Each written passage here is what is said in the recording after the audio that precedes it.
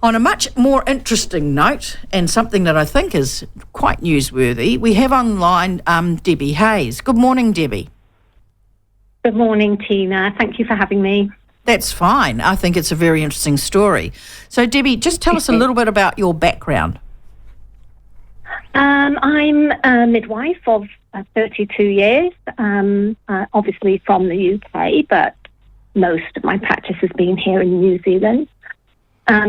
Very interested in the care and kindness to women and children, and safeguarding women and children. So a normal day for like how many babies do you deliver a year? Well, I work for a small unit and we care for about 100 a year. Wow. Births.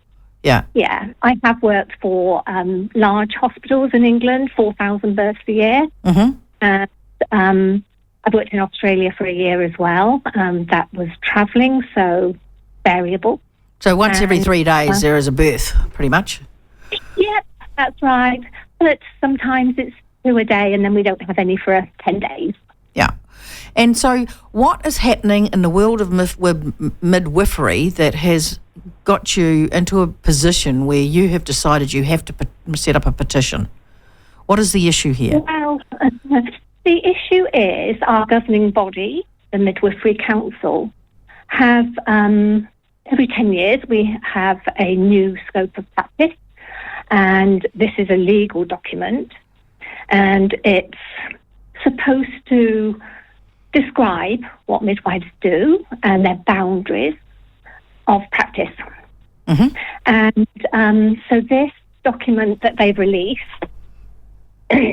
although they haven't released yet because it has to go through a select committee in Parliament. Oh, so this is a document that is actually like enshrined in government. This is not just like an industry body document. This is something that has to go through the political process.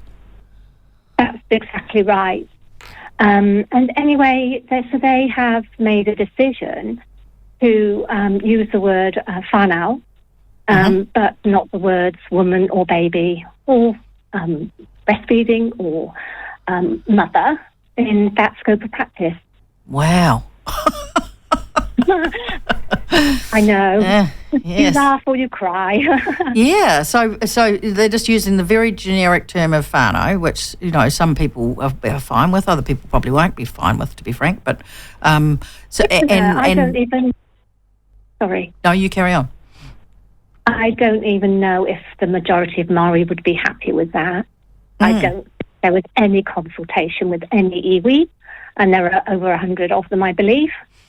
And so what consultation did they have with the midwives to get to that point? And so so what sort of consultation process does it go through, and what was the result? The consultation with me as an ordinary midwife on the floor, I wasn't consulted. They had a working group with people with doctorate after their names. Mm-hmm. And it appears to me that it was a fait accompli.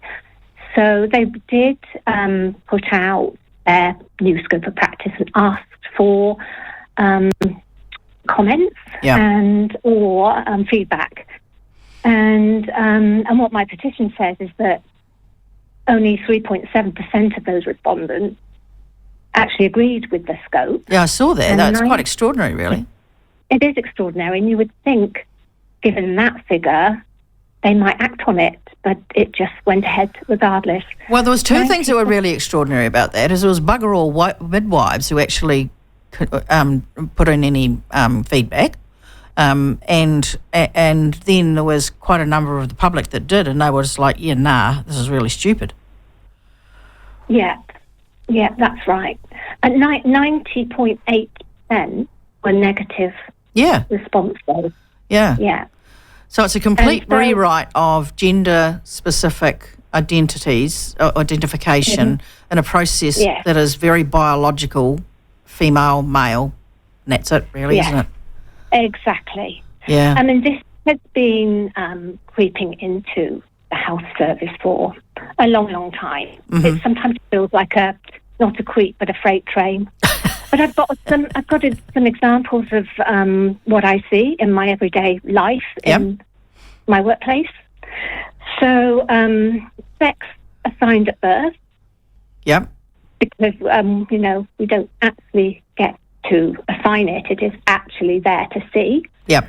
So we have cervix haver instead of a birthing person. Oh, sorry, it's a cervix haver, and another one is a birthing person. So You're kidding me? A cervix haver?